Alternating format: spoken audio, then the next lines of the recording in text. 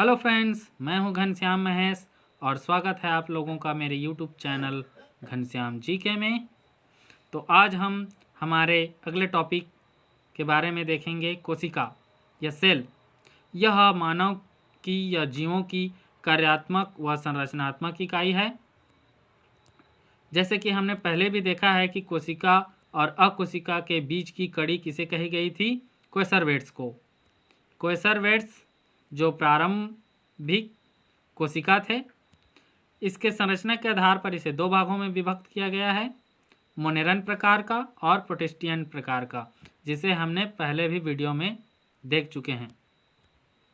उसके पश्चात Robert Hooke, ये पहले वैज्ञानिक थे जिन्होंने पौधों के कोशिका या मृत कोशिका का अध्ययन किया, जो कॉर्क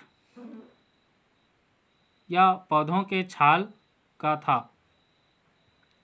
और ये पहले वैज्ञानिक थे जिन्होंने इन संरचनाओं को नाम दिया सेल या कोशिका।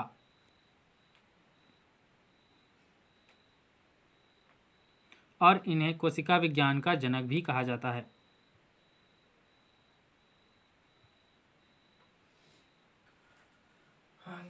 उसके पश्चात एंटोनी वैन लीeuwenhoek, ये पहले वैज्ञानिक थे जिन्होंने जीवित कोशिका का अध्ययन किया। उसके पश्चात रॉबर्ट ब्राउन, ये पहले व्यक्ति थे जिन्होंने कोशिका के अंदर न्यूक्लियस की खोज की।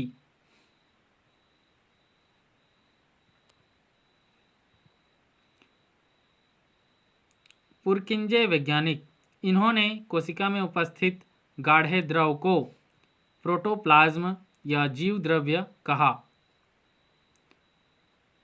हक्सले ने इसी जीव द्रव्य को जीवन का भौतिक आधार, फिजिकल बेसिस ऑफ लाइफ कहा।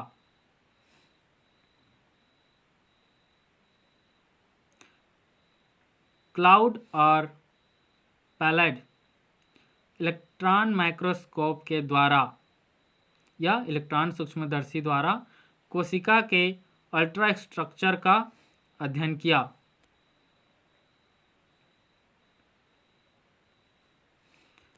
एम.जे. स्लीडेन, ये वैज्ञानिक पादप कोशिका का अध्ययन करते थे। थियोडोर स्वान, इन्होंने जंतु कोशिकाओं के बारे में अध्ययन किया।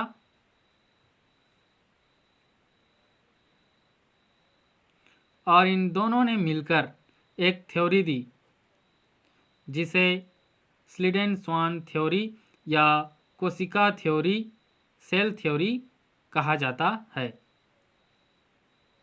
इसके अनुसार कोशिका के विभिन्न लक्षण निम्न प्रकार हैं। पहला, प्रत्येक जीव एक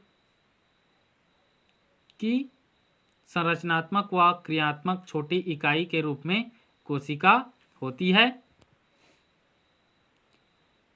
प्रत्येक कोशिका की कार्यात्मक इकाई होती है, जैसे अमीबा, ये अपने पूरे जीवन में एक कोशिका में ही व्यतीत करती है।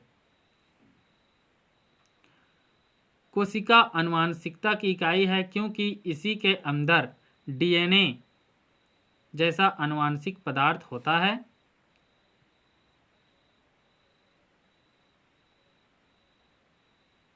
प्रत्येक कोशिकाएं अपनी पुरानी कोशिकाओं से ही बनती हैं।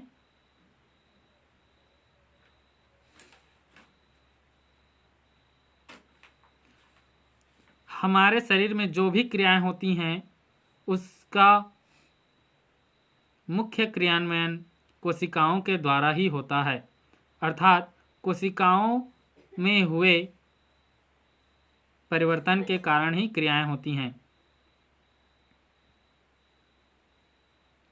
प्रत्येक सेल को मापने के लिए एक इकाई है जिसे माइक्रोन कहा जाता है। इसे म्यू से प्रदर्शित करते हैं। 1 माइक्रोन बराबर 0.001 मिलीमीटर होता है। तो इस सेल थ्योरी के अपवाद हैं वायरस, जिनमें कोशिका नहीं पाई जाती। ये दूसरे जीवों के शरीर में जीवित रहते हैं, परंतु बाहर में एक निर्जीव कण के भांति होते हैं। कोशिका को मुख्यतः दो प्रकार में विभक्त किया गया है, प्रोकैरियोटिक कोशिका और यूकैरियोटिक कोशिका। प्रोकैरियोटिक कोशिकाएं जो प्राचीनतम हैं, यूकैरियोटिक कोशिकाएं जो आधुनिक कोशिकाएं हैं। प्रोकैरियोटिक कोशिकाएं जिनमें न्यूक्लियस मेम्ब्रेन एब्सेंट होता है तथा न्यूक्लियोलस भी नहीं पाया जाता, इसके डीएनए जैसे पदार्थ बिखरे रहते हैं। यूकैरियोटिक कोशिका को दो भागों में विभक्त किया गया है, पहला है यूनिसेल्युलर और दूसरा है मल्टीसेल्युलर। यूनिसेल्युलर जैसे अमीबा, पैरामीशियम, और मल्टीसेल्युलर प्लांट और जितने भी एनिमल आते हैं।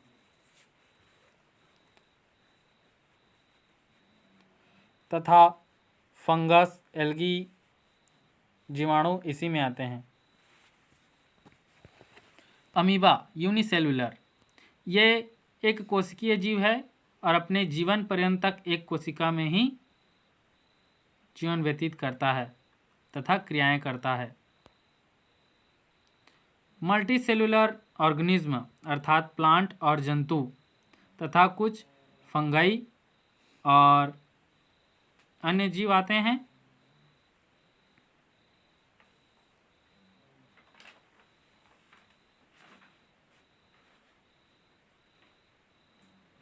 प्लांट कोशिकाएं ये मुख्य तौर पे इसलिए महत्वपूर्ण है क्योंकि इनके कोशिका के बाहर कोशिका भित्ति होती है जो सेलुलोज की बनी होती है, और यह सेलुलोज एक जटिल प्रोटीन होता है तथा इनकी कोशिकाओं में रिक्तिकाएं बड़ी होती हैं, वह लवक भी पाया जाता है। जंतु कोशिकाएं, इनमें कोशिका भित्ति नहीं पाई जाती है, केवल एक झिल्ली पाई जाती है जिसे कोशिका झिल्ली कहते हैं। इनमें लवक नहीं पाया जाता और रिक्तिकाएं भी छोटी होती हैं।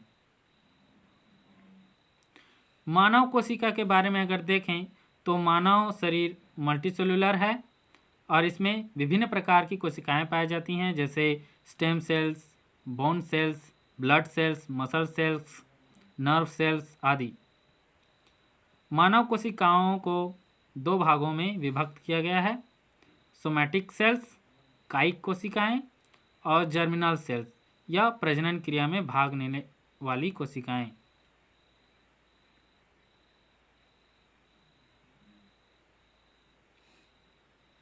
तो आइए देखते हैं, जो सोमैटिक सेल्स हैं वो कई प्रकार की होती हैं और यही सोमैटिक सेल्स या कायिक कोशिकाएं हमारे शरीर के विभिन्न अंगों, ऊतक आदि का निर्माण करती हैं।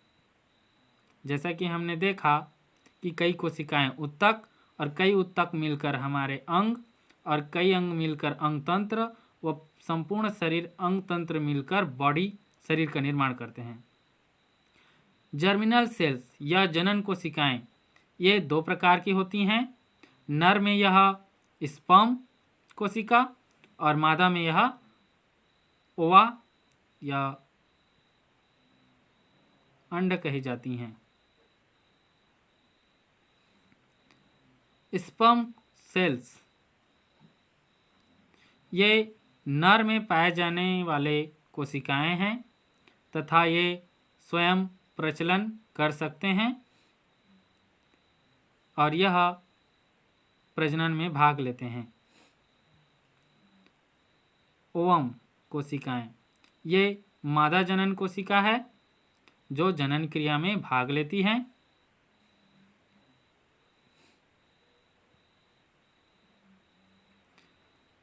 तो दोस्तों, अब कुछ विशेष जानकारी जो कोशिकाओं से संबंधित हैं, तो आइए देखते हैं।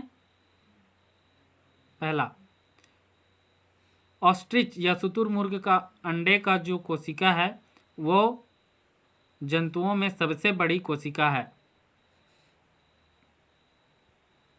सबसे छोटी कोशिका माइकोप्लाज्मा का होता है, जिसे आप चित्र द्वारा देख ही सकते हैं।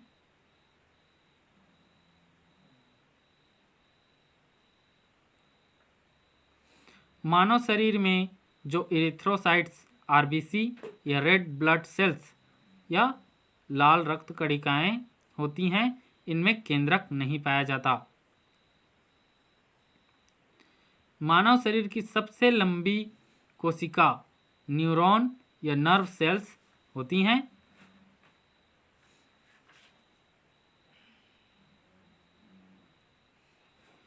मानव शरीर की या मादा की सबसे बड़ी कोशिका एक सेल होती हैं और मानव शरीर की सबसे कठोर कोशिका, जिसे आप जानते हैं बोन सेल्स कहते हैं, ये बोन सेल्स बहुत कठोर होती हैं। तो दोस्तों, अगले टॉपिक में हम कोशिका की संरचना और कोशिकांगों के बारे में अध्ययन करेंगे। तो धन्यवाद दोस्तों। अगर मेरा यह वीडियो आपको अच्छा लगा तो लाइक, शेयर और सब्सक्राइब करना ना भूलें। और कुछ भी हो, पूछना हो तो आप मुझे कमेंट्स कर सकते हैं। धन्यवाद।